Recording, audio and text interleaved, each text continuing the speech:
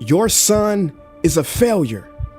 He's barely passing my class, and with grades like this, I'm just not sure what kind of future he's gonna have.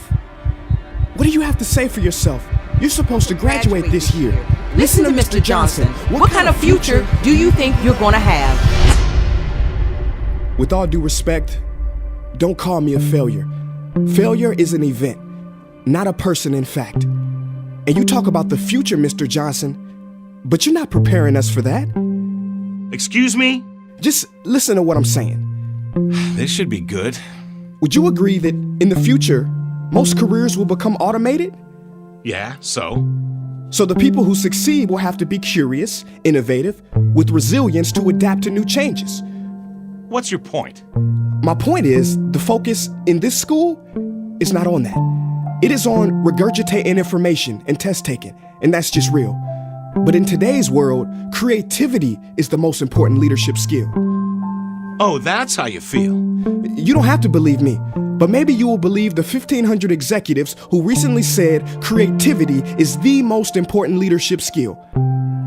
See, pretty soon, no one will be hired because of what they know.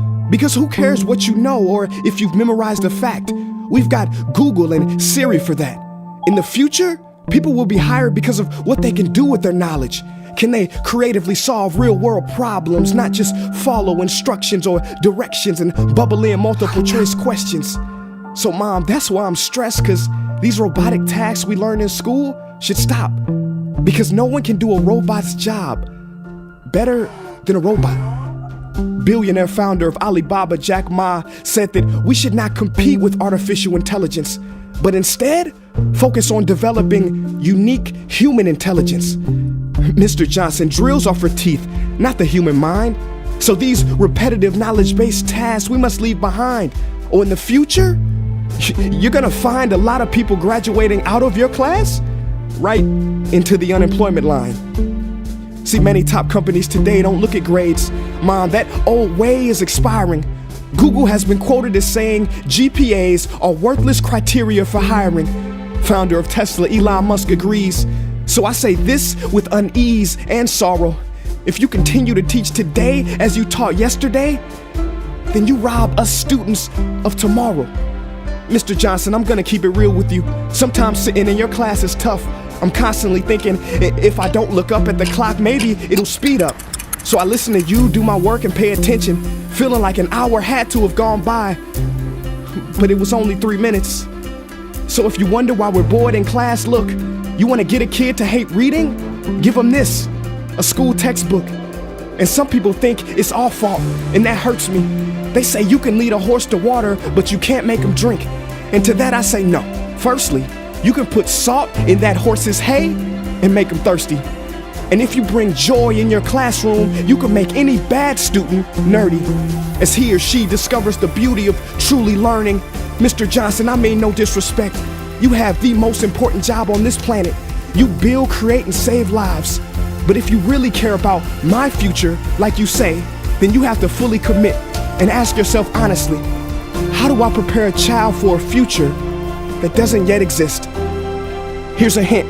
The answer is not found in this. It's using this and this. See, in the future, we will need more passion and compassion. People with inspired hearts and wisdom to uplift this planet. And Mom, I love you, but can I be real? Go ahead. You want to know one of the biggest factors for childhood success? It's not IQ. It's family meals. And we haven't had one of those in a while. See, I know sometimes you don't feel proud, because I may not be a straight A student, but I'm not stupid. These tests may be 70% of my grade, but they're 0% of my future. But don't worry, I'll pass this class and get through this. But I need you to give me the space I need to be me and live true. Because the best feeling in the world is that your own parents get you. There's a passage in a book called The Prophet by Khalil Gibran. And if you don't mind, I'd love to share it with you. Go ahead. See, he says, your children are not your children. They are the sons and daughters of life longing for itself. They come through you, but not from you. And though they are with you, they do not belong to you. You may give them your love, but not your thoughts, for they have their own thoughts. You may house their bodies, but not their souls, for their souls dwell in the house of tomorrow. So, Mom, I'd appreciate it if you give me the love that I need to pursue my dreams. See, if we are to succeed, all three of us need behavior change on all fronts. We talk about the future, but the future is now, and it is created now by all of us. I've never heard you speak like that before. Yeah, I didn't know. But I'm gonna reach out to administration and try to change some things. You have my word.